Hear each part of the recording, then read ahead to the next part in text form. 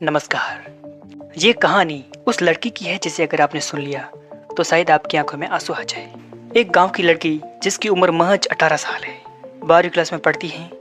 अब उसके घर वालों ने उसकी सगाई कर दी और उसकी सगाई उसके ससुर को देखकर की गई, जो एक अध्यापक है। 12वीं पास करने के बाद उसकी शादी कर दी गई। अब उसका जो पति है वो एक शराबी है। वो शराबी दिन भर छोटा मोटा काम करता है और रात में दारू पीकर आ जाता है और कभी कभार रात में औरत को मारता पीटता है और उसको परेशान करता है। अब उसका ससुर जो एक अध्यापक है वो खुद उस शराबी को समझाए, लेकिन वो माने किसकी। अब उसकी शादी के 3 साल बाद एक नन्ही सी परी का जन्म होता है और वो छोटी सी लड़की जो अब 1 साल की हो गई वो खेलने लगती है कि अचानक नीचे गिर जाती है और उसका एक पैर लकवा हो जाता है। अब वो औरत अपने ससुर के पास जाती है और वो अपने सास ससुर के साथ हॉस्पिटल जाते हैं, बट उसका पैर सही नहीं होता।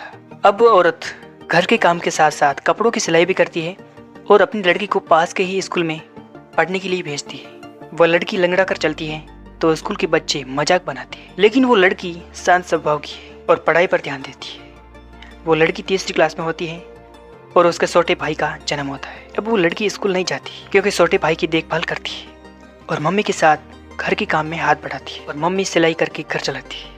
और जो बेटा है वो अब बड़ा होता है, उसे पिताजी प्यार देते हैं। पिताजी जो शराबी है अपने बेटे को स्कूल जाने के लिए साइकिल लेकर देते हैं और वो लड़का स्कूल जाता है।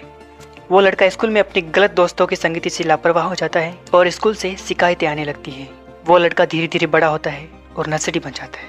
लड़का अपनी कॉलेज की पढ़ाई करता है और इधर उसकी मम्मी उसकी बहन की शादी कर देती है। इतने साल जब पति रोज शराब पीकर घर आता है तो पत्नी की भी आदत पड़ जाती है और उसका लड़का अब कॉलेज में किसी लड़के से प्यार कर बैठता है और उसे शादी कर देता है। लड़का किसी की भी नहीं सुनता सिवाय अपनी पत्नी की, अपने बाप की भी नहीं। अब बाप को भी एहसास हो जाता है कि इतने वर्ष जो मैंने इतनी शराब पी है उसका कुछ भी फायदा नहीं हुआ और उसे अब पछतावा होता है कि उस वक्त यदि मैंने अपने पापा और अपनी पत्नी की बात मान ली होती और शराब छोड़ दी होती तो शायद आज ये दिन नहीं देखनी पड़ती। अब उसके पोते पोतियां हो गई और उन्हें परिस्थितियों के सामने झुकना पड़ा।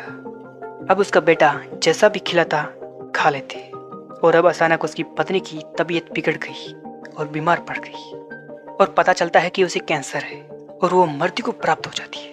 उसकी लाश आंगन के बीच में पड़ी है और लाश अपने पति को बोलती है कि मैं जा रही हूँ, अपना ख्याल रखना।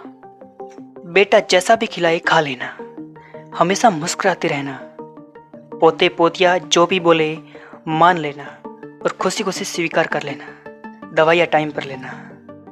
मैं जा रही हूँ, अपना ध्यान रखना।